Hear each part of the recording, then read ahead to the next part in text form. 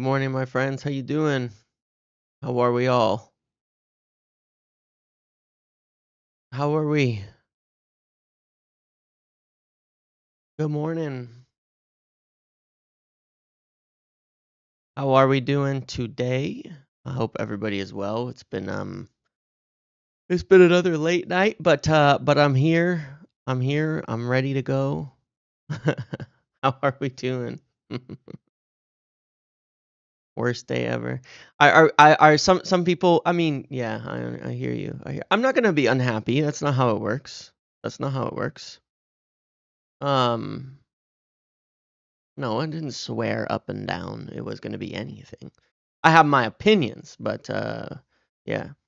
Oh, I'm not going to be unhappy. I'm not going to be happy because the fact of the matter is I'm always going to back the people who are there to make the decisions because they're the right people. I don't how would I put it? Like I've said that many times. I prefer Watkins. Well, some people prefer Watkins, obviously. Um I prefer Watkins. So what? You know? If they decide, then so be it, you know? I think the interesting thing about all of this, well, let's get into it in a second. Watkins is the preferred choice. Yes. Oop, wrong button. Yes, he was. That's why a decision was made to prioritize Seshko. In order to decide something, you have to have not had that decided it beforehand. So that's kind of how news works. We pivoted from Watkins to Seshko. So it is what it is, you know. That is actually how it works. I accept this move. Hamza, you can't say you accepted Ugarte. You've been pissing on him all year. I never give players a hard time in their first season. I never give players a hard time in their first season. No, I'm confident in the information I shared. I'm all good. I expect these kinds of things. Look, I expect this all the time. That this kind of stuff is going to happen. Now, remember, there's a word that I used about 600 times in the last couple weeks, almost as a joke. Do you guys remember what that word was? I said it for a reason. I'm not stupid. um, I said it for a reason. What word was that? Do you remember? Because I don't feel like saying it again.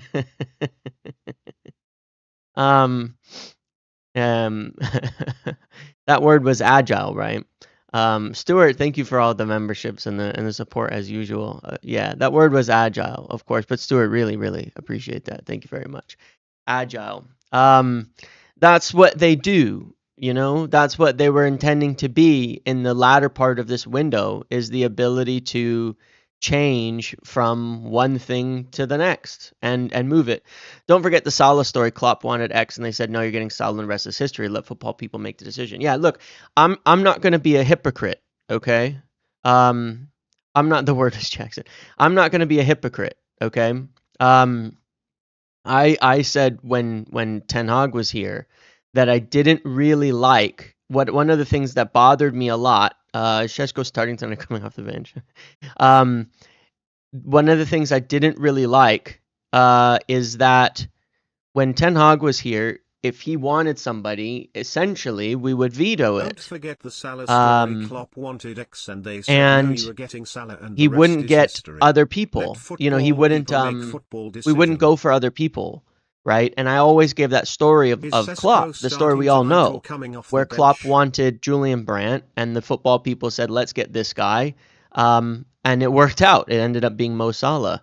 I I share the share the same same logic logic as you, as you, James. Oh, it's James. gonna However, I am think. excited by this too as the recruitment so far has been so good. I have I'm confidence. assuming this. I'm Yeah, yeah, assuming for this means sure, we've for been given sure. Look, encouragement there's a from couple of big Sesko. factors in this.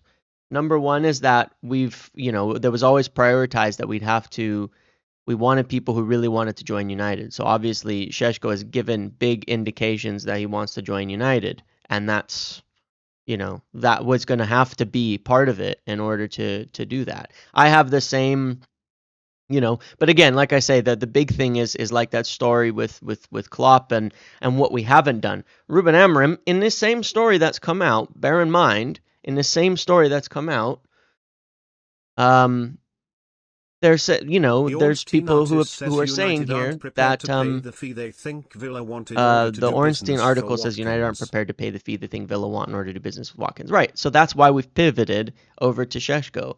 That whatever fee that we have in mind for him isn't going to be enough, and his price is going to be too high. How do we afford Seshko without sales? I'll talk about that in a second. Look, we have to be able to do that. We have to be able to change. We have to be able to listen to the people who are in charge. I cannot be a hypocrite on that. Ruben Amorim, it's been out in the media, in the news, alongside these reports, is that Ruben Amorim put forward Ollie Watkins. So I didn't say that for any non-reason, that Amorim would prefer Ollie Watkins. There's people who prefer Ollie Watkins. But as I was saying yesterday, Seshko wouldn't be a topic. Seshko wouldn't be a topic of discussion if everybody wasn't also on board with that. You know what I mean? Like, he would have had to have been he's on topic of discussion because of that, essentially. It's not the people that we are. Is Vivel going to make us buy all shit Is Vivel going to make Bundesliga? us buy all shit Bundesliga? Well, I don't think so. I think we've been okay. I never said Seshko talk is all agent links. No, I never said that. I'm sorry. I never said that at Could all. Rasmus assist on the fee with RB? No, I think Vivel's fine. Could Rasmus assist on the fee with Red Bull? Well, that's a good question. I will find out. But hold on. Listen. When the news was that Arteta was pushing for stance played a big role. all of these. United wanted Watkins, but maybe not at 60. They could get Sesko, but when the price is right, maybe it is right now, 60 plus 10 meters for Sesko. Right. So if hold on. Is my stream hold on 1 second. I should be okay. Maybe in the beginning, yes, because we hadn't made any kind of contact as of yet, anything serious at the moment. It was being pushed forward to at that point in time. Maybe very, very early on. Laurie linked Højlund to Leipzig this morning. Okay, that might be part of it for sure. But this is why, again, that things can change. Things can change very much. I might mute it so I can get through what I'm going through because I'm getting too distracted. But I appreciate all the donations. Let me trying to get through everything that I'm going through there. But yeah, listen. The fact of the matter is, they had a preference, and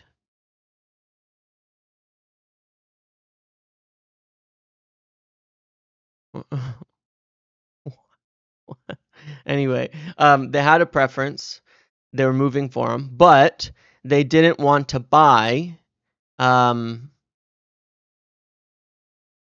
had a preference for Watkins, but as you saw as well, the price, right? The articles from last week, or from what was it, Saturday night or Sunday night or something, saying that you're talking about 40 to 45 million for Ollie Watkins. Clearly, if we can't get him at that price, they don't want to pay 60 million for Ollie Watkins. That I can understand. 60 million for Ollie Watkins, who is at his age, doesn't really make sense. Whereas if you can get a young player for 60 million to 65 million, then it makes a lot of sense. Love your content, mate. Very thank you, Cantor. It's always been about values. Like I said before, if the value of Seshko comes down, I did say INEOS wouldn't pay 50 million plus for 29. Well, yeah, fair enough. I mean, they wanted to pay 40 to 45. Yeah. If the values were closer, then yeah, my opinion was pay whatever it takes, but that's just my opinion because I thought Ollie Watkins would be a better player, and I figured just pay whatever it takes to get Ollie Watkins in. That's just my opinion. That's just fully my opinion. Moment of silence for NUFC's transfer. It's funny. It is funny. Everything that they're doing, we just stealing every single target, the entire window. It is too funny. No, but look, we wanted Ollie.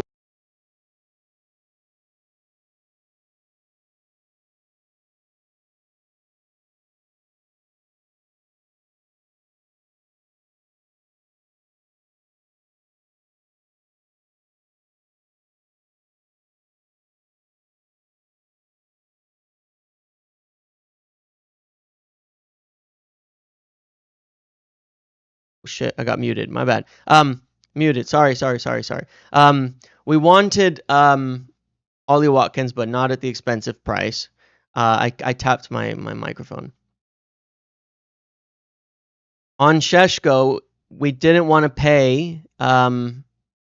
We don't. I was. If you listen to what I said, which I know a lot of you did, which was funny because I was saying that while I was muted. There's like a good 20 seconds delay. Oh my god. God damn it.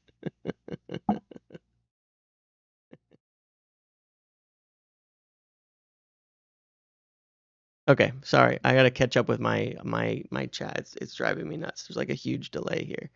Anyway, we weren't interested in him at the money that we're talking about.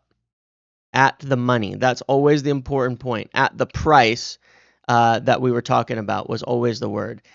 And that price initially, if you look at the same kind of reports, was something like, in the end, I don't know, 78 million pounds, 90 million euros. But there is another factor in this. There is another factor that I think is really important in terms of that price and where things have probably changed over the course of the window. Because I was thinking about what was wrong, why we wouldn't have gone for him early in the window.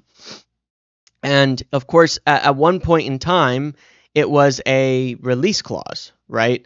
Well, a release clause, the problem you have is cash. Okay, the problem you have is cash.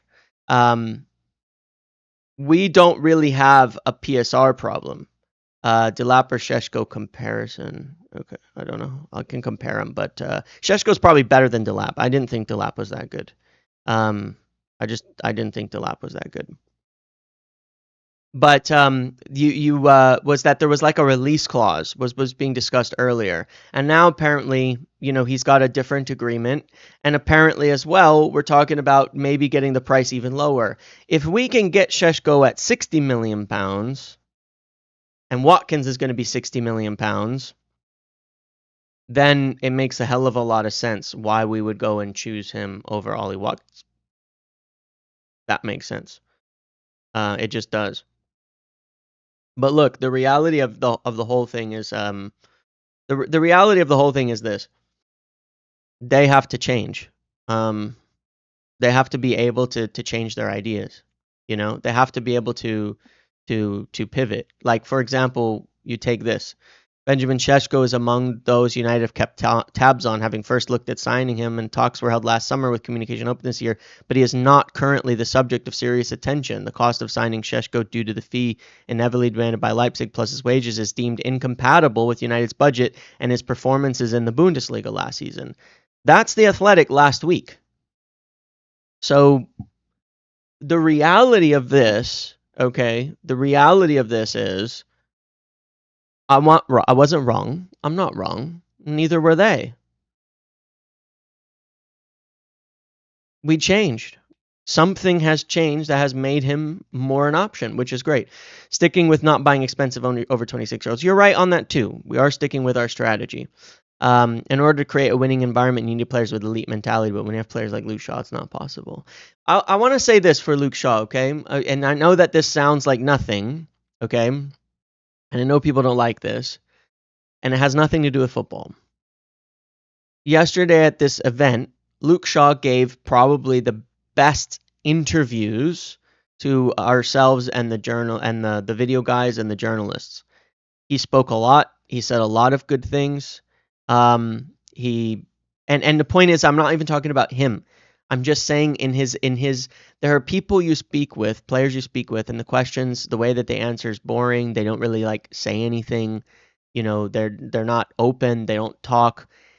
Luke Shaw was really, really nice to speak with, and I appreciate that. It has nothing to do with him as a footballer, but it was nice to speak with him, and I do think that that's anyway, I just like that.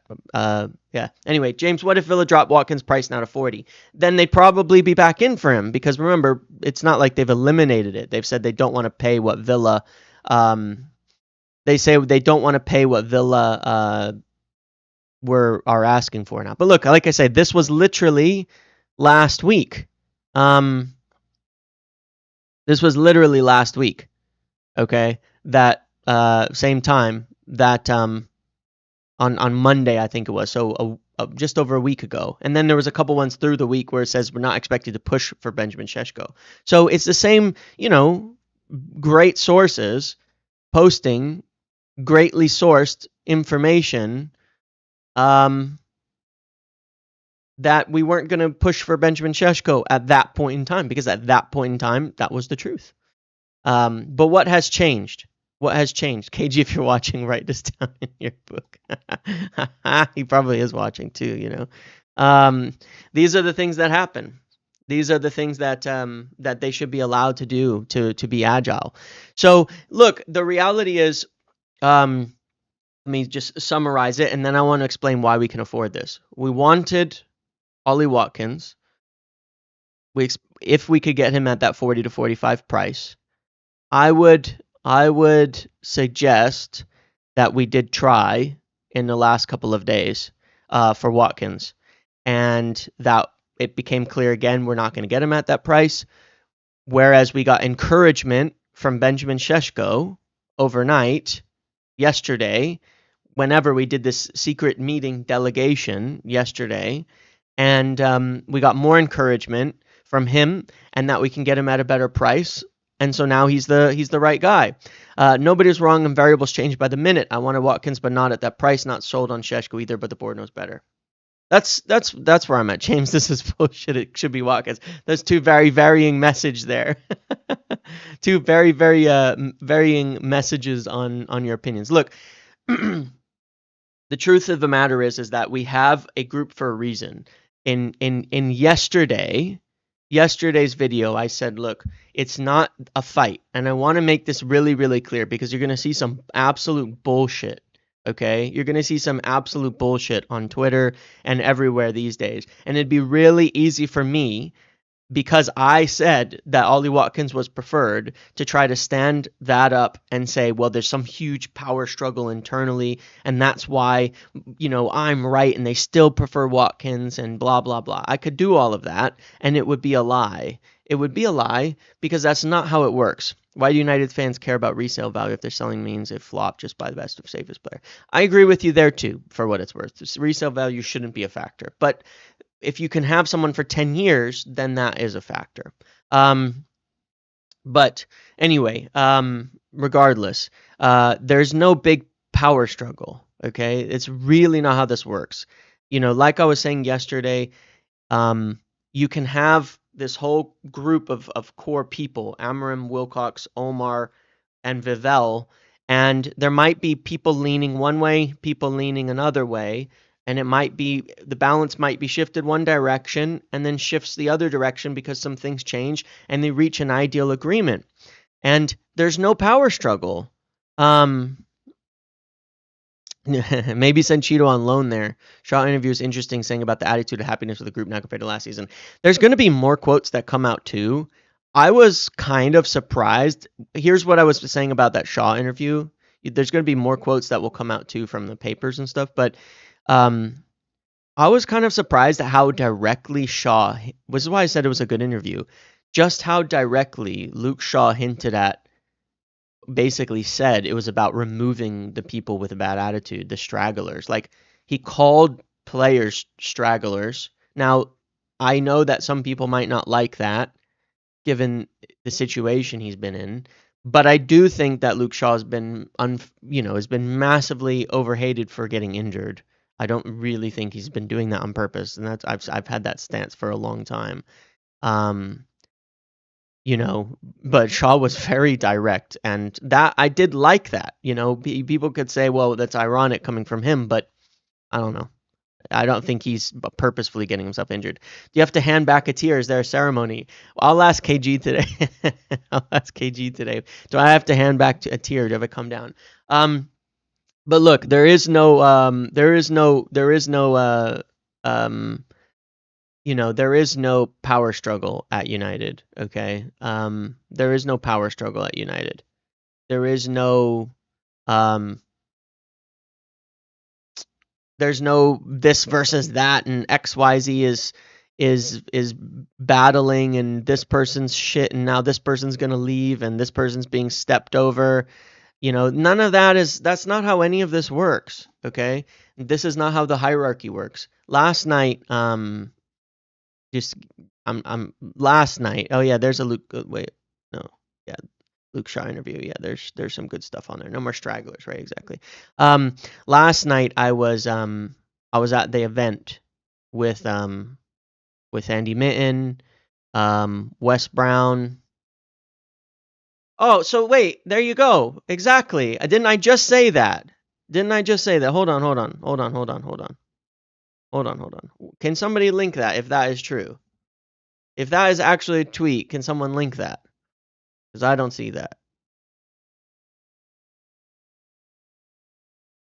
Can you link me this? Can somebody post it or tell me where it's actually posted? Because that's pretty much exactly what I said, whatnot, about how this happened. Hold on.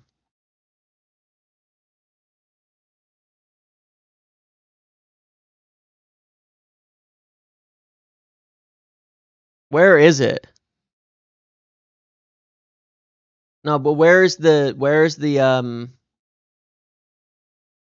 what I'm asking for is where's this thing about approach for Ollie Watkins?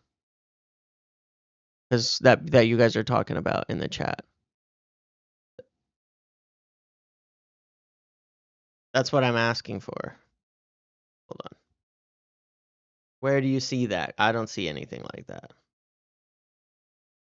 Or are you just saying that? Are people just saying that? Like, is that a thing? Because I don't see anything about that.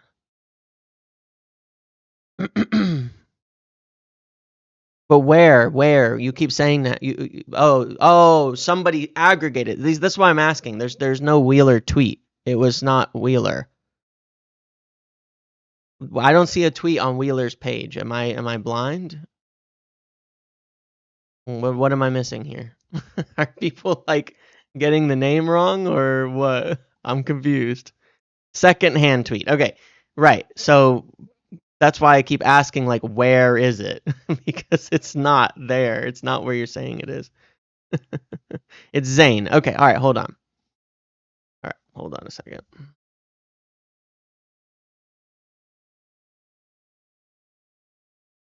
Where's Zane underscore Z7? Yeah, he's a good aggregator. So here you go. All right. Okay, thank you guys for that. I was trying to figure out where the hell this was actually coming from. So there's the actual info. Okay, so this is exactly what I've quite literally. It's in his article. Fair enough.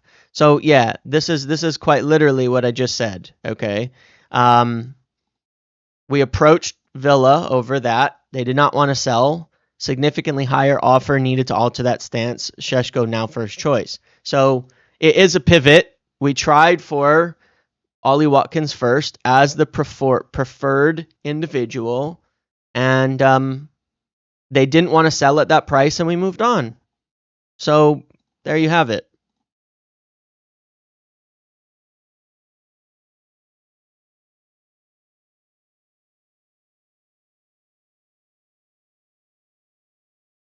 That's it. That's life. That's the whole point of being agile. That's the whole point of doing what we do. So, yeah, you know what? I'm not handing back a tier because I was right. No, I'm just teasing. I knew that what I said was correct. Okay, I'm not worried about it.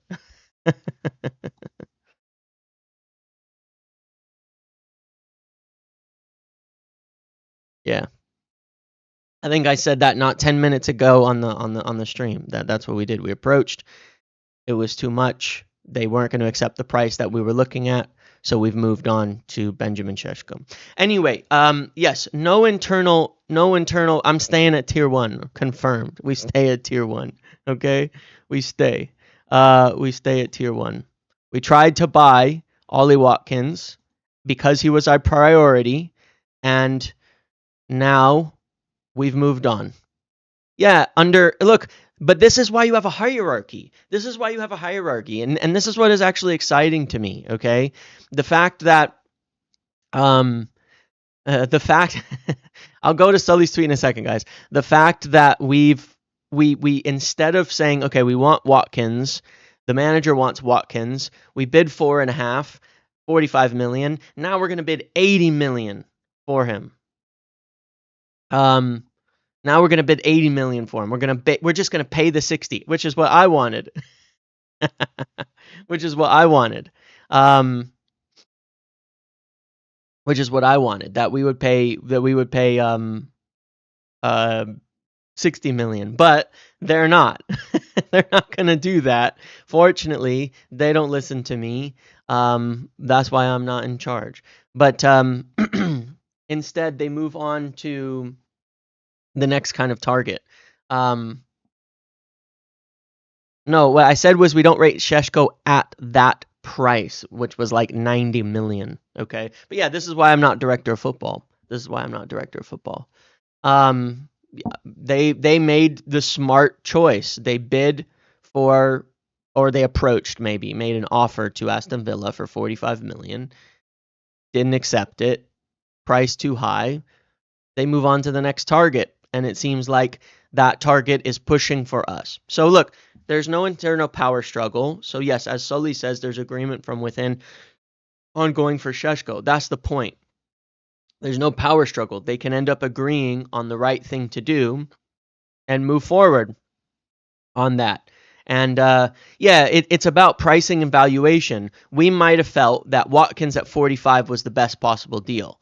But once that price goes higher, then we think Seshko is a better deal. Now, how can we afford Seshko? This is the question. So, I think I've indicated in the last couple of days on a few occasions that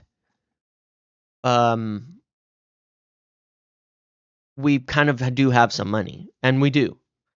We do have money. We probably have a little more money than we've let on, but there's a reason for that as well.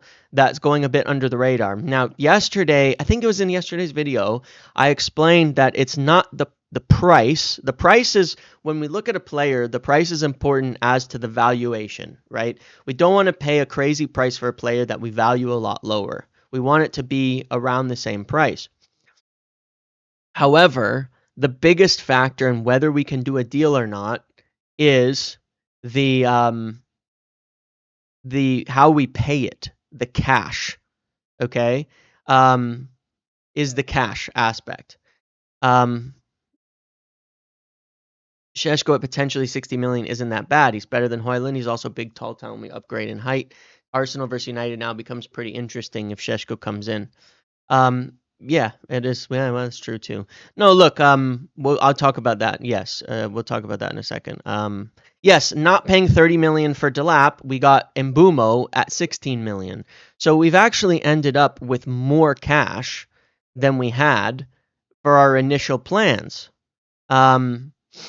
We would have had spending the 30 million cash on Delap. Now we're spending only 16 on Mbumo. So in theory, we've got enough where if we can get a good installment plan, then Seshko is a good deal and is easily affordable in that respect. Yeah. So that's why we can. That's essentially why we can do that. We have more cash available, but the installments are going to be the important part of this. How was the deal structured? One of the things that's probably changed One of the things that's probably changed. No, K. Denton, that's not how it works. We are capable of talking to multiple clubs at the same time. We approached Aston Villa within the last couple of days with essentially an offer.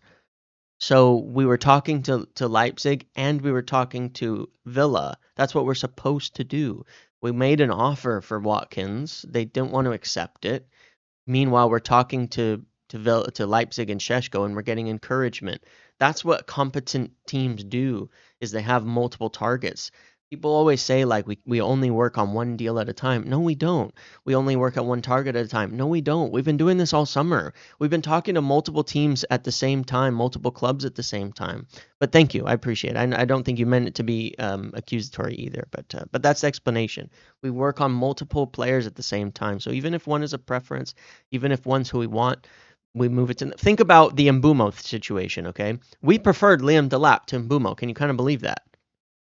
Kind of. We preferred him, but we were working on Mbumo kind of at the same time, and we were able to pivot very quickly.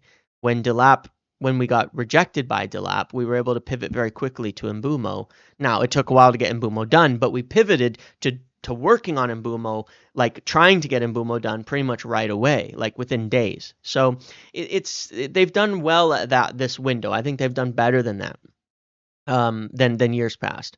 But we have the money. I know that is a little bit weird to me, isn't it? I know. That one throws me a little bit. I'm wondering about the striker ID at this club right now. I've got my concerns, but we'll see. Um, um, uh, let's see. But Delap was only 30 million, to be fair. So there was that. Not as worried about striker developing with our signings. Well, then that helps too, for sure, certainly.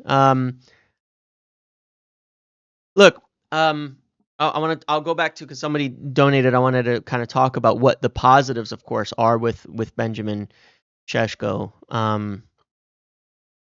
It is crazy. It's totally insane. Okay, and this is where I think like the point is about essentially being, agile matters, and all of that. Is that hold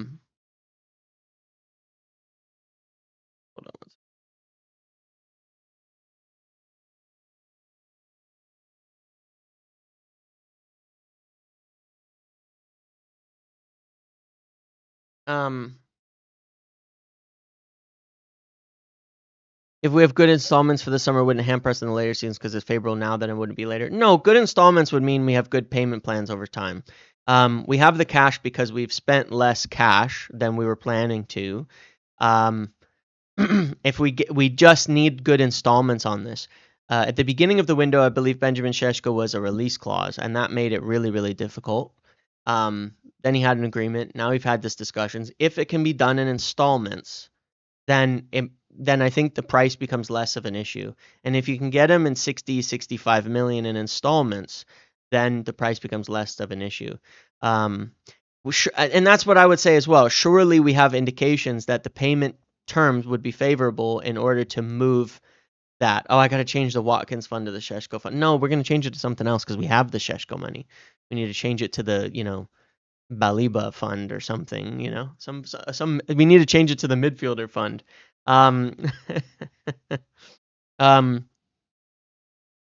So maybe. But yeah, that's why we have the money for it. There's no power struggle. The obvious positives of Benjamin Seshko, he's a risk to me, right? That's my feeling. I've said that before. To me, he's a risk. To me, it's a big play. It could be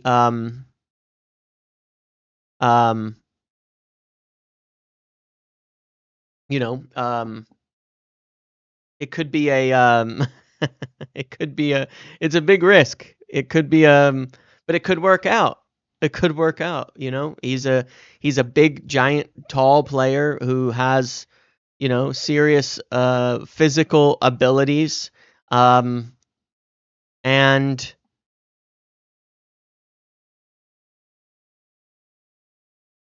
physically, he's got all of that. And he's a young player, but so be it. Maybe it'll work out. Maybe it'll be incredible. One of the things that is really good, really good, for what it's worth, 23, 24 Seshko and 24, 25. And fair enough. Yeah, fair enough. Fair enough. His physical traits are there. One of the things that is really, really positive, one thing I really, really do like about him, which I liked about Watkins, and which I liked about that Seshko is better at in general, is he can jump. He can jump really high. He's good in the air, okay? He's very, very good in the air. He wins a lot of headers. He's tall, he's big, and when we signed Bryan Mbeumo, and I did a video on him, and I did a video on Bryan Mbeumo, I said we really, really need a striker still, because one of the things Mbeumo does a lot is send that ball in the box with those left-footed in-swinging crosses. He does it so much. It's a massive, massive part of Mbeumo's creativity, of his whole thing. Like he creates an enormous amount of chances, but a lot of them are crosses. A lot of them are sending those balls into the box and those in-swingers from that left foot. We don't have anybody getting on the end of those. I like the idea of Watkins because he's good at that. It was my one major concern I said with Gyökeres. It was like, to me, I really like Gyökeres, but I did acknowledge the one major concern is that he was shit in the air, and that I didn't think he'd score a lot of headers. Whereas with the guys that we're signing, we need someone who can score some good headers. What happens to Højlund if we sign Seshko? He's going to go somewhere for sure. Maybe he goes on loan. Maybe he goes somewhere else. I think we'd be willing to loan him by the end of the window. But yeah, he's very tall, very good in the air, and that is a positive when we look at it. There's probably not a better striker in the air that we could have got this summer than Benjamin Seshko. If you look at the last two seasons, he's been in the 99th percentile and all of that on headers. So that part is to me a serious positive, that maybe this is what I'm missing. Okay, maybe this is what I'm missing. Obviously, Benjamin Seshko can run. He can run. He's fast. He's very quick. What are people?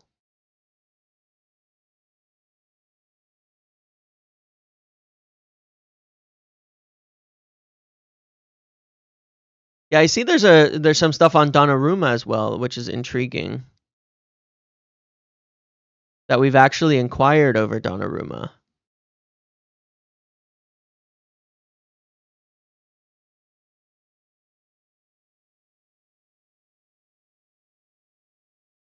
Interesting one. I like it. I would take Donnarumma, I tell you what.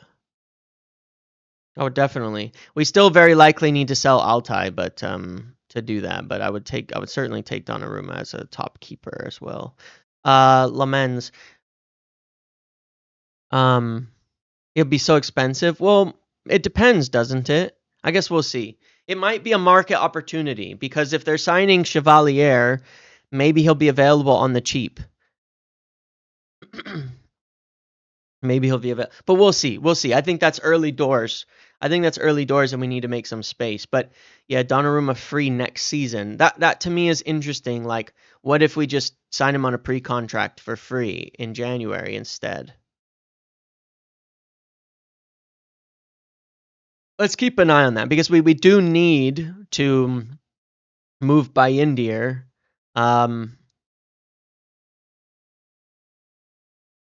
Maybe we could just do we can't do a loan with obligation because he's free, but maybe we could just, I don't know. There's going to be a lot of competition for him. We'll see about that one. I think it's still early doors on whether that's possible or not, but I would sign Donnarumma. I don't think we can't afford Donnarumma. All right. I think stop saying we can't afford X. We can, probably. It just depends. It just depends. We'll see. We'll see what the competition is and things like that. Anyway, Seshko, one of the things maybe that that I should heed my own knowledge on here is when I was saying the other day about how we're utilizing data more than anything else. And one of the analysis of data is, what is the team lacking? Well, perhaps when they looked at the data on what this team was lacking, they were able to say, this is my cope. This is me, you know, kind of, this is me kind of like, how would I put this? Like trying to figure out what makes a lot of sense, why this would work. So this is the answer, Hamza. When they look at what we potentially be missing, if they looked at our team, they might be saying, all right, what do we need? We need someone who can smash the ball. We need someone who's really good in the air. And we need someone fast. Maybe I'm just saying, I'm making it really simple. Maybe that's what the data said. Who can we get that's fast, jump in the air, really high, win headers, and smash the ball? All right. Well, Watkins does that. Who else does that? Seshko does that. He does do that, to be fair. He does do that. Even though I have my concerns over him, he does do that. He does fit his strengths in some of the things that we are lacking.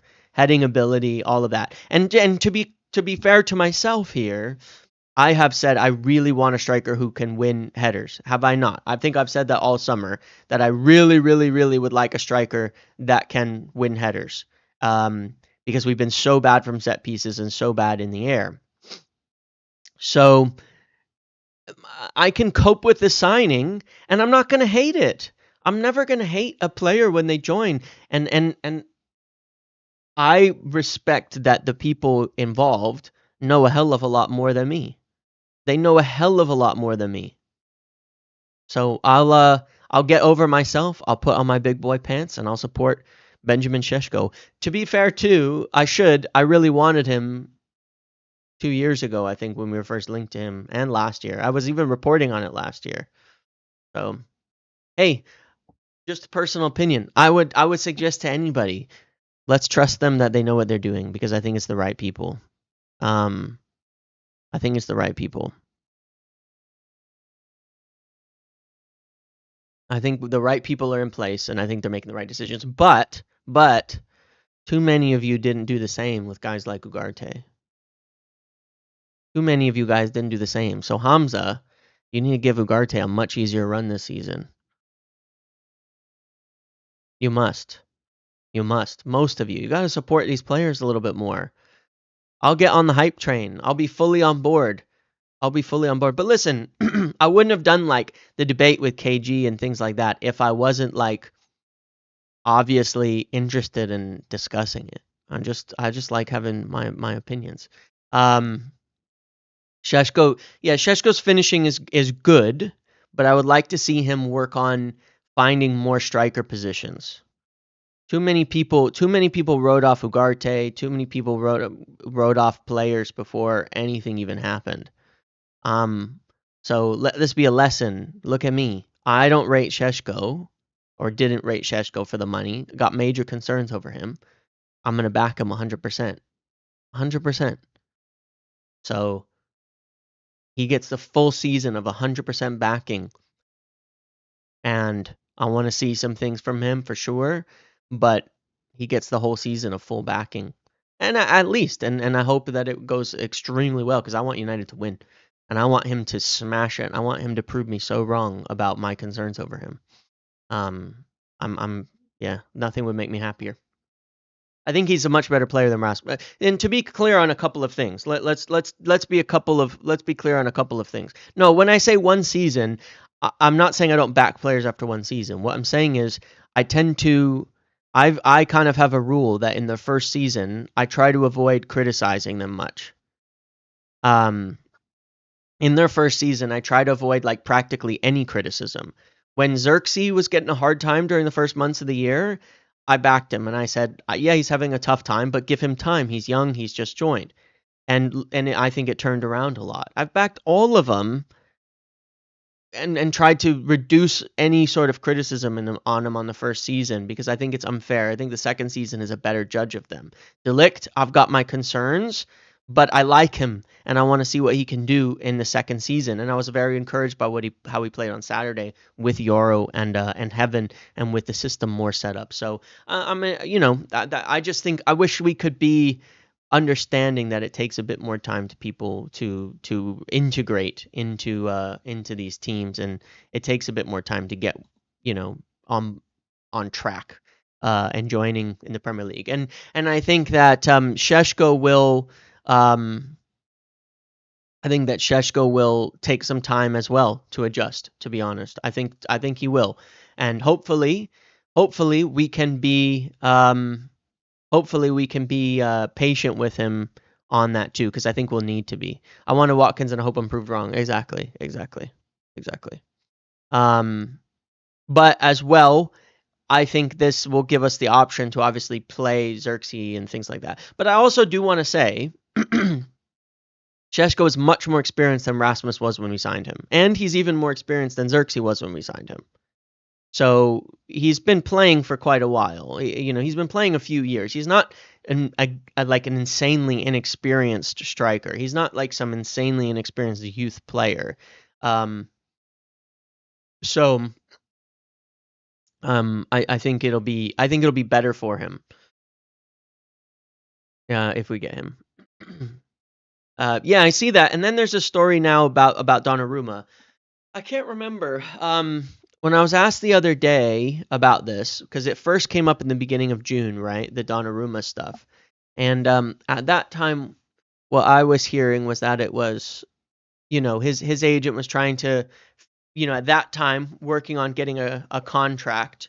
And PSG had not decided to sell Chevalier. To buy Chevalier. But now, with PSG on the verge of probably signing Chevalier, Donnarumma surely has to leave.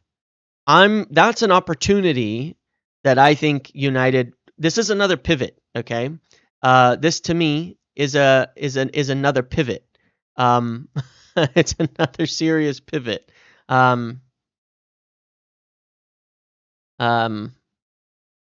This is another potential pivot to go. Boom, let's move to Donnarumma and get him in. Can we get him in without selling a keeper? If he's available, I would. Because he's not Emi Martinez. If you can get Donnarumma in right now, and you're overloaded on keepers, I would take him in a heartbeat. That's one where I would say, forget your plans. Forget that you need to sell a keeper first. Just get him in the door. Get Donnarumma in, because I think he's one of the only top-class keepers in football. He just won a Champions League, right? Bring him in right now. That's one where I'm like, look, the plan is you got to sell Altai. You want a young one in Lamens. You don't want to push it. But this is a 26-year-old in his prime keeper who has just won a Champions League. Bring him home. Like, don't worry, don't do the sell to buy on this now. Forget your plans, switch, pivot, get agile, take the opportunity. I hope we do.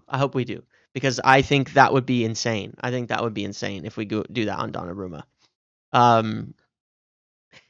wouldn't say the fees. Hold on a second. When you think about the wages, I think he wants like 250,000 is what he wants, right?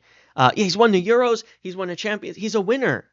Every keeper has an error. He just won a Champions League. And he's a great penalty saver. He's won a Champions League. He's won the Euros. Every keeper makes errors. But hold on a second. When you say crazy wages, 250K. Why is that crazy? He's a Champions League winner. Wages are relative to their value. Wages are relative to their accomplishments. He's a Champions League winner for the best team in football, a Euros winner. He's 26. He's in his prime. You give him the money. He's worth the wages. Like, imagine if Osimhen was at 250K, you wouldn't say it's crazy wages. You just pay it. Imagine if who's a good example? Like, I'm just saying, like, if saying, I know it's such corporate jargon, it cracks me up. If it agile, get it done, business things. Um, he would be great. I don't care about wages for a goalkeeper. A goalkeeper is such an important position. Why should we pay less for a top goalkeeper?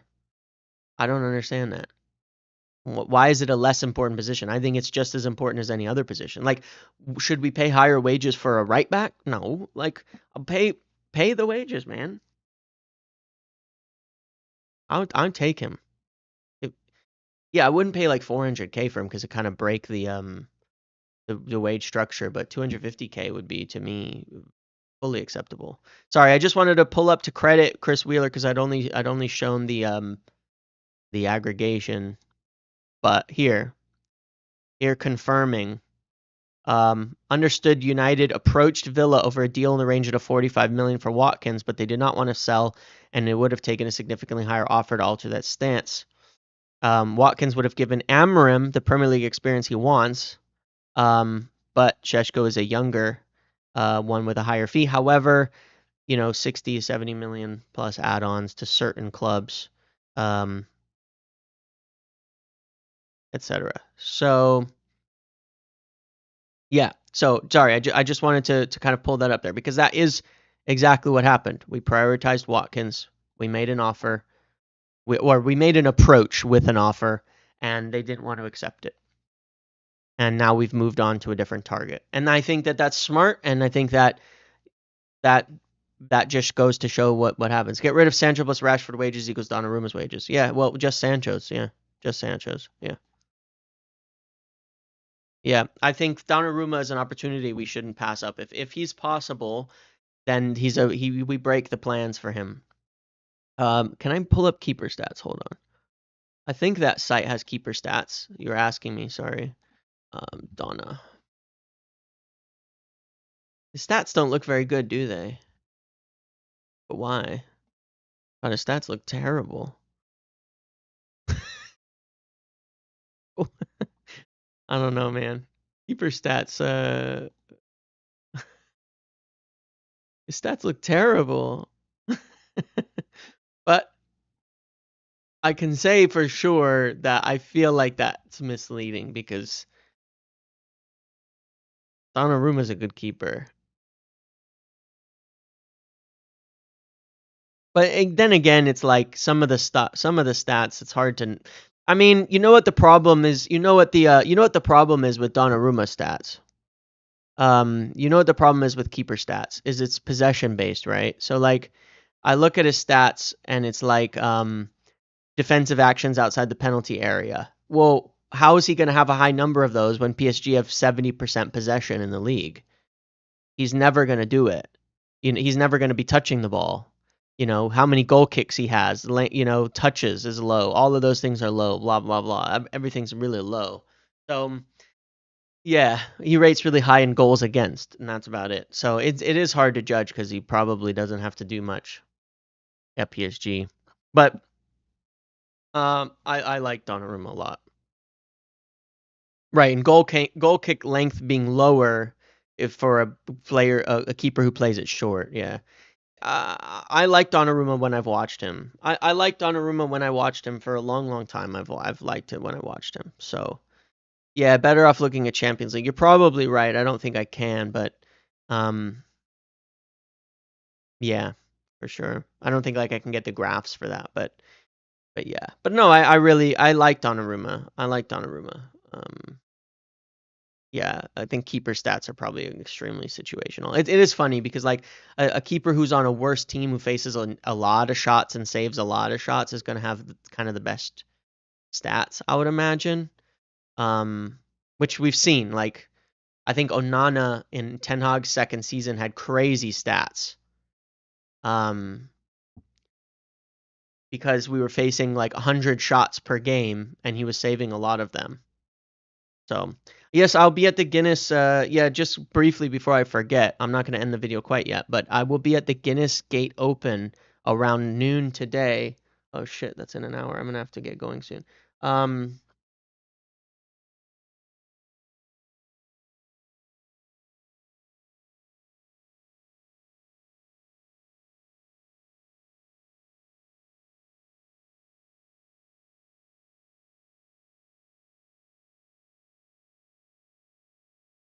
um,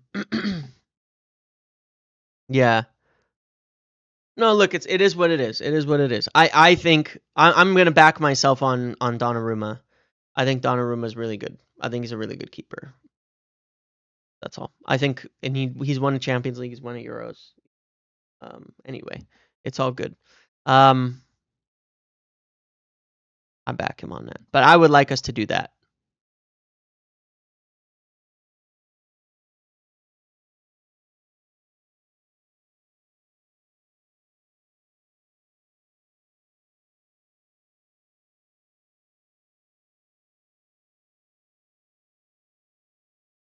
Um, cool. All right.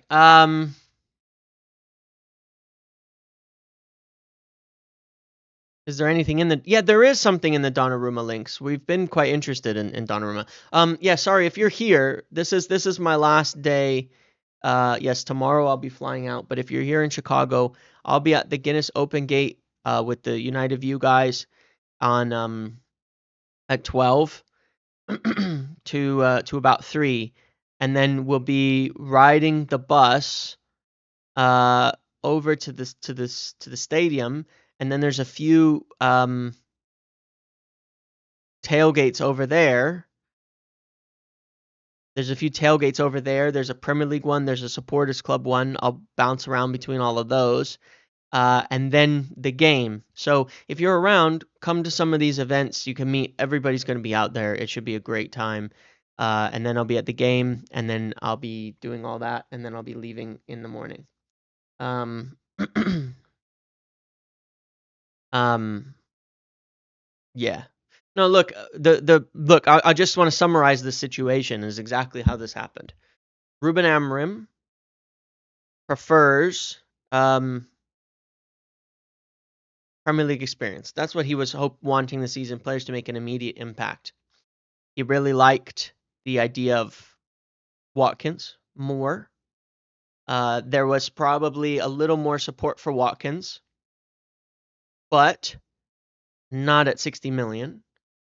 They would have approached Aston Villa and looked at a price of 40 to 45 million to see if it would move on that basis. They've done that. Villa said no. So they've moved over to Benjamin Seshko. And that seems to me like a fine move. Nothing wrong with that. I've got my personal doubts, but I'm going to trust that they know what they're doing on that front. We can afford Benjamin Seshko because we've got more cash available from doing the Mbumo deal in installments than 30 million for Delap. So we've ended up with more money, and we might have a little more than that too anyway. The structure of the deal for Seshko would be important. And it'll be important to get it in installments, and then we should be able to afford it. Following that, United are not necessarily done in the window. A goalkeeper and a 6 are still on the table. It's been going back and forth. As of last I heard, a goalkeeper was less likely because we need to move by India on, and that's not looking great. And we have a good interest in Lamens. However, Donnarumma being a market opportunity that's available, could we go for him? We'll see. There are 6s in mind. It'd be really hard to afford the ones they want after buying Seshko, unless we get all these sales done, in which case I wouldn't rule anything out. But just given how United are working in this window, and how much trust I have in these guys right now, frankly, I wouldn't rule out any sort of spending at this point in time, because the sell to buy feels officially dead in the water. But I guess we'll see. So yeah, so that's it. No, I've got concerns with Seshko, but they're just my opinions, man. It's just my opinions. I'm I'm gonna be wrong on my opinions many times. I hope I'm wrong this time.